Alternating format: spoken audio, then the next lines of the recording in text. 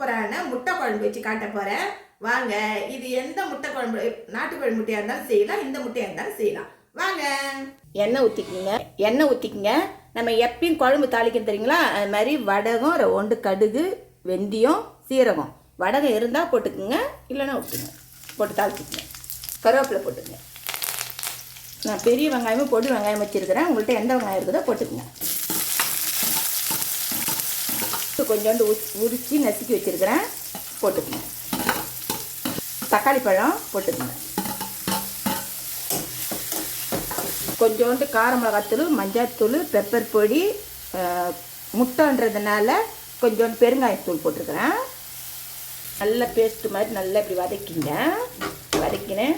இது ஒரு சின்ன எலுமிச்சம்பழம் சைஸ் நான் புளி எடுத்து உப்பு போட்டு கரைச்சி திப்பிலாம் எடுத்துட்டு மிளகாத்தூள் போட்டு குழம்பு மாதிரி, நம்ம குழம்பு மிளகாத்தூள் இருக்குதுங்களா, அதை ஊற்றி குழம்பு மாதிரி கூட்டி வச்சுக்கோங்க. குழம்பு எடுத்து ஊற்றிக்கிங்க. கொஞ்சம் கூட ஊற்றிக்குங்க. ஏன்னு பார்த்தீங்கன்னா முட்டை குழம்புலாம் ஈத்துரும். அதனால் கொஞ்சம் குழம்பு கூட இருந்துச்சுன்னா முட்டை ஈத்துட்டாலும் கரெக்டாக இருக்கும்.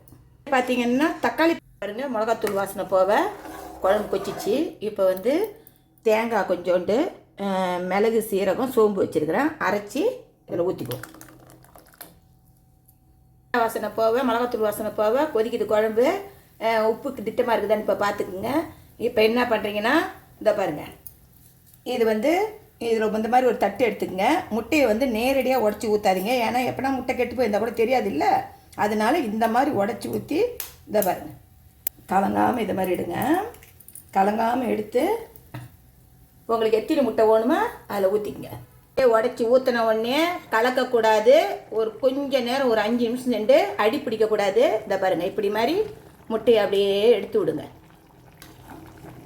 இதை பாருங்க, தெரியுதுங்களா? இந்த பாரு, இப்படியே எடுத்து விட்டிங்கன்னா அப்படியே வெந்துடும். அடி பிடிக்க முட்டை குழம்பு ரெடி ஆயிடுச்சு. இதை பாருங்கள், இப்படி போட்டோம்னா முழுசாக இருக்கும். அது நீங்கள் வேவாதுன்னு நினச்சிக்காதீங்க. இதை பாருங்கள், முழு முட்டையாகவே இருக்குதுங்களா? இதை பாருங்கள், இதை பாருங்கள், வெந்துருச்சிங்களா? இதை அப்படி இது உடச்சி விட்டிங்கன்னா குழன்னு ஆகிடும். சாவியாக நம்ம எடுக்கலாம். கொத்தமல்லி தழை, புதினா கொஞ்சம் அப்படியே போட்டுக்குங்க. நல்லா வாசனையும் சூப்பராக இருக்கும். ரெடி ஆயிடுச்சு.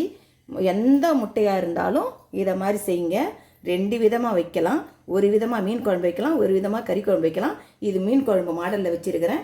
இது இட்லி, தோசை, சப்பாத்தி, சாதத்துக்கு எல்லாத்துக்குமே சூப்பராக இருக்கும். இதே மாதிரி செஞ்சு சாப்பிடுங்க. பாய்.